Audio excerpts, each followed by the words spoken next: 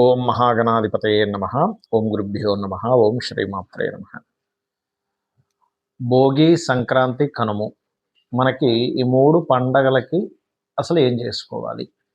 భోగి మంటల రోజు సహజంగా భోగి రోజు భోగి మంటలు వేసుకుంటాము, చక్కగా కొత్త బట్టలు వేసుకుంటాము. అదేవిధంగా సంక్రాంతి రోజు గాలిపటాలు ఎగరేసుకోవడము ఈ రకంగా చేస్తూ ఉంటారు సర్వసాధారణంగా సిటీస్లో. అయితే శాస్త్రాల్లో చెప్పినటువంటి అంశాలు ఏమిటి అంటే, భోగి పండగ రోజు మనం పిల్లలకి భోగి పళ్ళు పోస్తాం. దేనికి?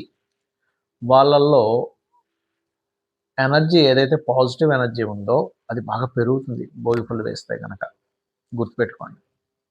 బికాజ్ ఆఫ్ మీకు భోగి రోజు ముందు రోజు ధనుసు రాశిలో ఉంటాడు రవి, దాని తర్వాత మకర రాశిలోకి ఎంటర్ అవుతున్నాడు.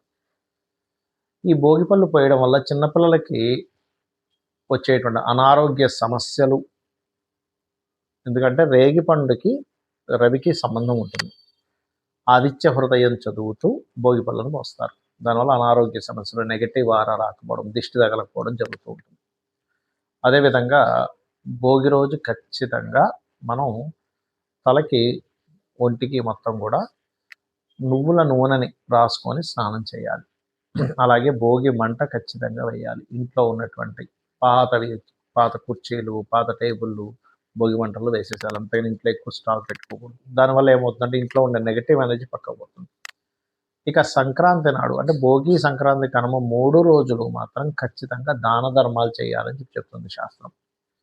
ఇంకోటి, మనందరం పెద్ద పండగ అంటూ ఉంటాం కదా. ఇది పెద్ద పండగ కాదు, పెద్దల పండగ.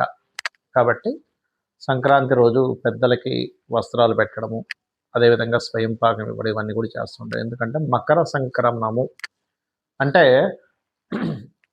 రవి ప్రతి నెల ఒక రాశిలోకి మారుతూ ఉంటాడు. దాన్ని సంక్రమణము అంటాం. ఈ సంక్రమణం జరిగే రోజు పర్టికులర్గా మనం చేసేటువంటిది ఏమిటి అంటే, సంక్రాంతి రోజు శివ ఆరాధన, విష్ణు ఆరాధన, అమ్మవారి ఆరాధన, ఈ 3 ఆరాధనలు చేయాలంటే విష్ణు సహస్రనామాలు, శివ సహస్రనామాలు, లలితా సహస్రనామాలు పారాయణం చేయాలని చెప్తుంది శాస్త్రం.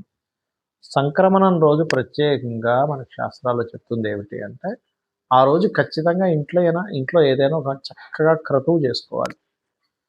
మనకి ఆరోగ్యాన్ని ఇచ్చేటువంటి, అదృష్టాన్ని ఇచ్చేటువంటి కారకుడు రవి. లక్ష్మీ ప్రదాతగా కూడా చెప్తుంటారు. న్యాచురల్ పంచమాధిపతి. ఆయన కర్మస్థానంలోకి వచ్చి కూర్చున్నాడు. కర్మస్థానంలో ఉన్నప్పుడు రవి వెళ్ళి శని రాశుల్లో ఉన్నప్పుడు మనం ఈ యొక్క దేవతా సంబంధించిన ఉపాసన సంబంధించి చేసినప్పుడు కర్మకి ఉపాసన సంబంధం కలుగుతుంది. కాబట్టి ఇవి ఖచ్చితంగా పాటించాలి. అలాగే కనుమ రోజు మినుములతో ఖచ్చితంగా వంటకం తినాలి అని చెప్పి శాస్త్రం.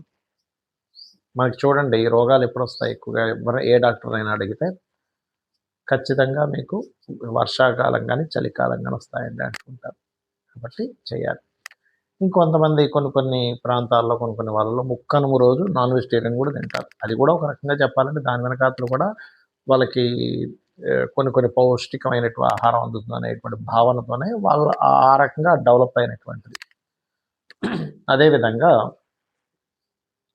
మీరు ఒకటే గుర్తుపెట్టుకోండి, ఈ 3 పర్వదినాల రోజు కూడా దానం ప్రదానం, దేవతా దర్శనం, దేవతా సంబంధించినవి ఏవైతే ఉంటాయో ఇంట్లో చేసుకోవడం ప్రధానము. పితృదేవతల కోసమని మీరు స్వయం పాకాలు ఇవ్వడము, తర్పణాలు వదలడము. ఇంకొంతమంది అయితే పిండ ప్రధానాలు కూడా చేస్తారు సంక్రాంతి రోజు. కొన్ని వాటిల్లో, అందులో అని కాదు, కొంతమందికి ఆ ఆచారం కూడా ఉంది. అయితే కనుమ రోజు ప్రత్యేకంగా ఈ యొక్క పల్లెటూరులో అయితే కనుమ రోజు, కొంతమంది సంక్రాంతి రోజు కూడా చేస్తారు. గోవులకి, అదేవిధంగా పంట పొలాలకి ముఖ్యంగా చెప్పాలంటే ఇది ఈ యొక్క రైతులు చేసుకునేటువంటి పండుగగా కూడా చెప్తూ ఉంటారు. కాబట్టి ఈ 3 రోజులు ఖచ్చితంగా ఈ రకంగా మీరు చేసుకోవడం ద్వారా పితృదేవత అనుగ్రహము, దేవతా అనుగ్రహము, ముఖ్యంగా సూర్య భగవానుడి యొక్క అనుగ్రహము, వంశాభివృద్ధి, సంతానాభివృద్ధి కూడా మీకు కలుగుతుంది. శ్రీమాత్రే నమః.